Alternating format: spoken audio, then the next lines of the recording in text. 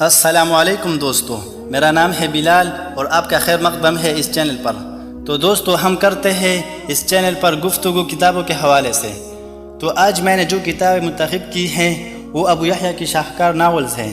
ان میں سب سے زیادہ معروف کتاب جب زندگی شروع ہوگی ہے، جو اردو زبان کی سب سے زیادہ پڑھی جانے والی کتابوں میں سے ایک ہے۔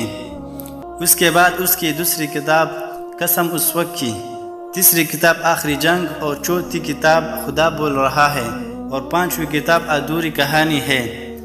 ابو یحییٰ نے ان سب ناولوں میں موت کے بعد کی زندگی کا بیان اتنے دل فریب انداز میں کیا ہے کہ دل بے ساختہ نیک اعمال کرنے کو بیقرار ہو جاتا ہے۔ انہوں نے آخروی نعمتوں اور آسائشوں کو نہایت خوبصورتی کے ساتھ قاری کے سامنے پیش کیا ہے۔ وہ دوزخ اور سزا کا بھی ذکر کرتے ہیں، لیکن اس نرم طریقے سے کہ انسان خوفزدہ ہونے کے بجائے اس پہ